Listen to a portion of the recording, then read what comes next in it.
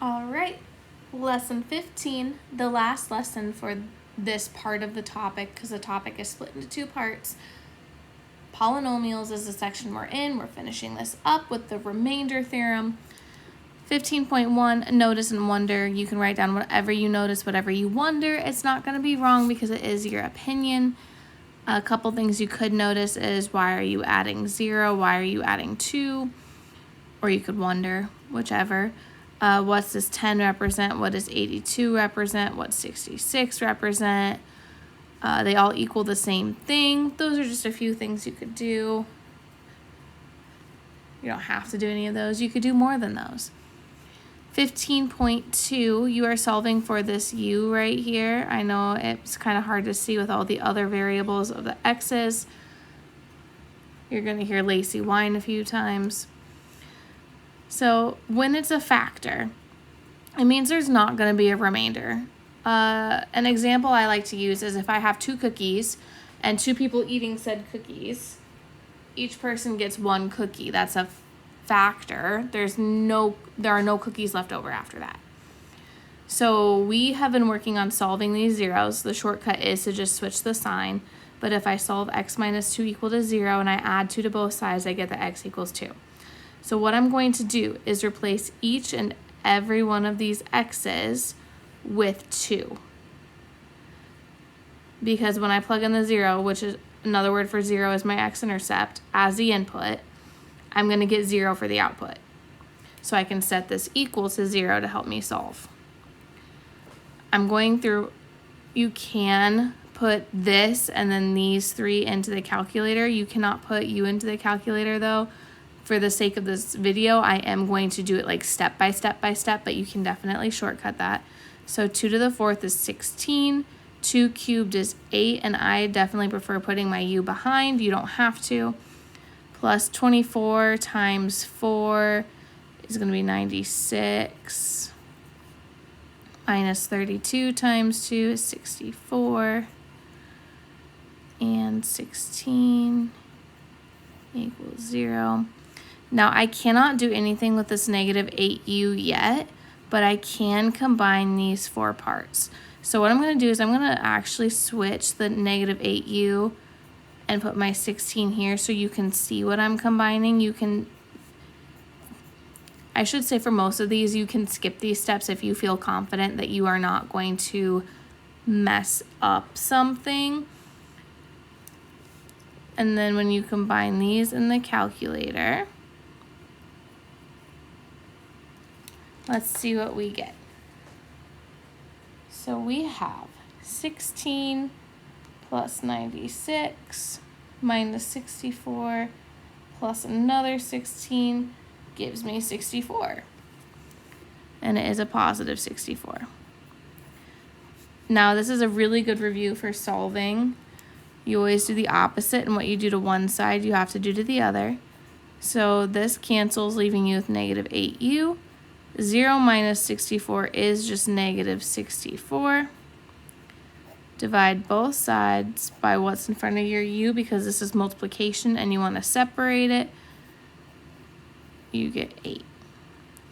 So that means that your whole equation will be x to the 4th minus 8x cubed plus 24x squared minus 32x plus 16. And all I did to get this part is replace my u up here with this 8 that we already solved for. And I can do all of that because I know if there's a factor, the opposite plugged in, the opposite, the 0, because factors and zeros have opposite signs. That's just a reminder.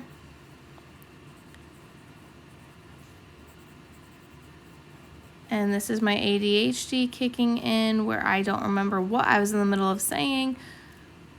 But when you plug it in, you should get 0, which is how we can make all of this work to solve. Okay. I am going to come to this in a second because I did do it on a separate sheet. There's not a lot of room here. When you are dividing by this x minus 2, you can use the long division that we did in lesson 13, or you can do the area model that I did a couple times in lesson 13, but also all of lesson 12. As somebody who grew up doing long division, I definitely prefer the area model now. I think it makes more sense to me, but you can do whatever works for you or whatever your teacher tells you to do. Because I divided each and every one, 2 ties into 1. So it's not a factor if your constant doesn't match. If it is a constant, should you have any, or if the constants match, should you have anything left over? Referring back to that cookie example that I gave you, probably not. Or the time of this video, we just had Halloween about a week ago.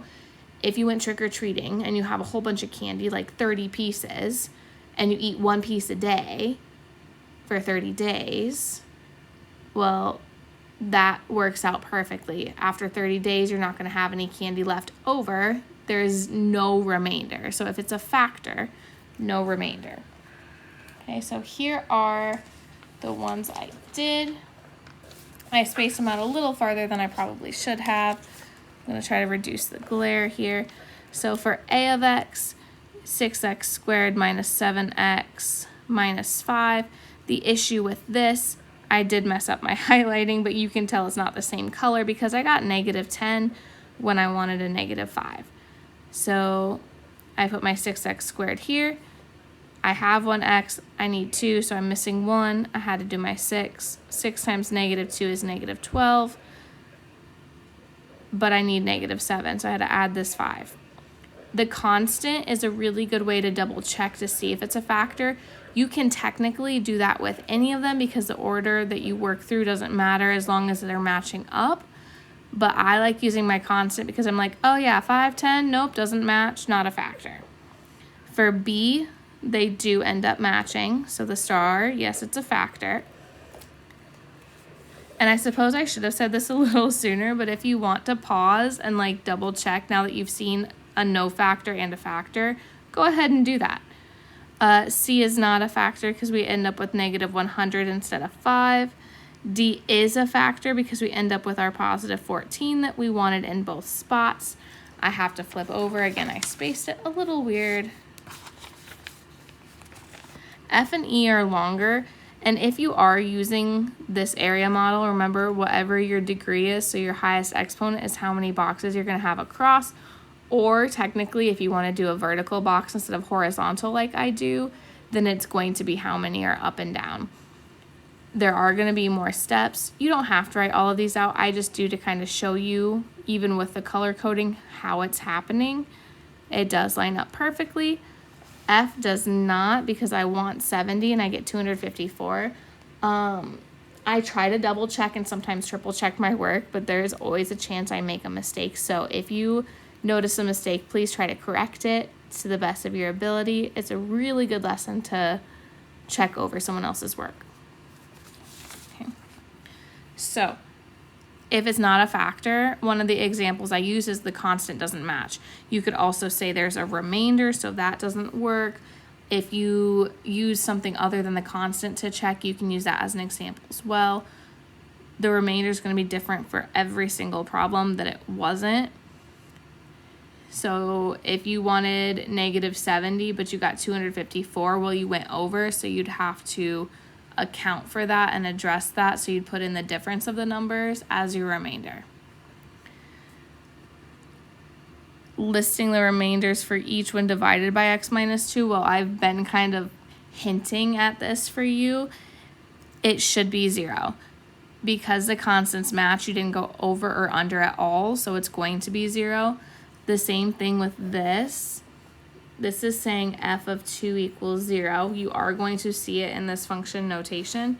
When you have that, it means if you plug it into your equation, you should get 0.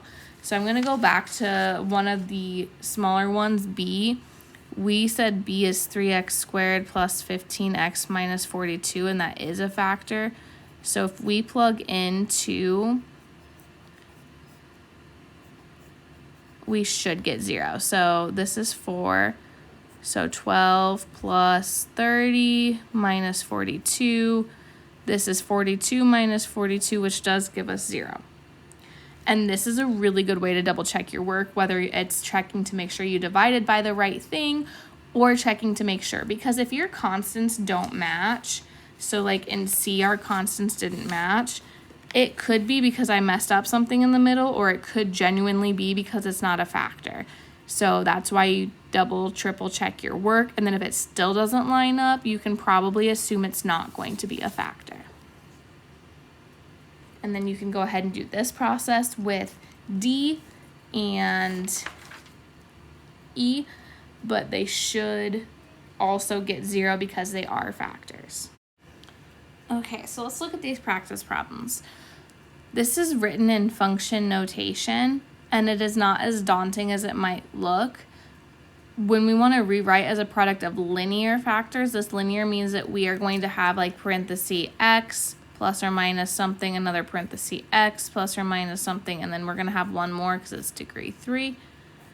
And these are all linear because they're all technically to the degree of 1. You can write that 1. I personally don't, but you can, and there's nothing wrong with that. So when I plug in 0, that means when I replace all of these x's with a 0, my final answer is 6. Well, that doesn't work. We know to be a factor, there should be no remainder. If I plug in 2, I'm going to get negative 4. Well, that also doesn't work. If I plug in negative 2, I get 0. That works. But why am I plugging in this positive 2? Oh yeah, because zeros and factors. And if I spell zeros with the E, it's because I like the British spelling better, and it is what it is, but it's okay.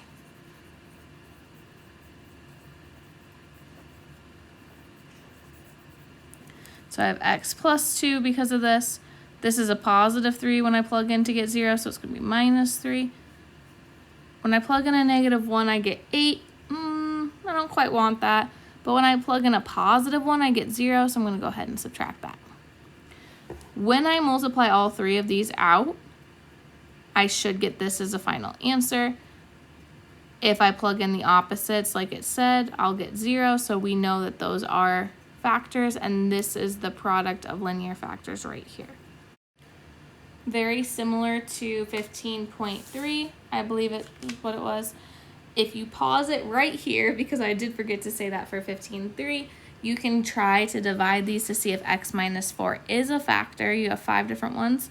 A couple of things I want you to be aware of if you are going to pause it is think about if you're missing anything. Like, this doesn't have an x squared, what do you do? This has 2 x's and doesn't have an x squared, what do you do? This one doesn't have an x, what do you do? So if we look, and again, I'll tilt it up so we can kind of see a little bit better. These two expressions are equivalent to each other. There was no x squared, so I can write that as a 0, and I use that and call it like a placeholder because otherwise it might have been this one. It was one of these when I was working through it that I legitimately did forget and had to go back. So I had one x, I want 3, I'm missing 2. X squared times negative 4 is negative 4x squared. To get to this 0, and technically you can say this is 0x squared, I have to go from negative 4 and add 4 to get 0. Y'all should know the process of dividing by now. 4x times x is 4x squared. 4x times negative 4 is negative 16x. But I wanted negative 13, so I had to add this positive 3. 3 times negative 4 is negative 12. Yeah, okay, my constants lined up, no matter if I'm looking at my first equation or my second. Yeah, it's a factor. My second one over here is not a factor. I get a really large number down here, and I wanted 12. So even though I did everything right in the middle to match up with these numbers, my constant doesn't work, so no, it's not a factor. My third one is another one where I had to put my placeholder in here, and 6x and 5x are like terms because they both have a singular x, so that can be combined to 11. You can make it work if you don't, and I'm pretty sure it was this one I messed up on because I skipped my placeholder. So go through, make sure you're lining these up. When I color code, it's to help you see like, oh, the constants are not the same, but like these two can get combined and that should match with this. This is the actual mathematic process, so you don't forget you're combining. You can also use shapes. And you can leave it alone if you're completely fine and don't need any help with that. The fourth one, yeah, it is a factor. Our constants match up. I did everything right, so we're good there. The last one, no. So if you recognize this is the difference of squares, this technically only factors to x minus 2, x plus 2.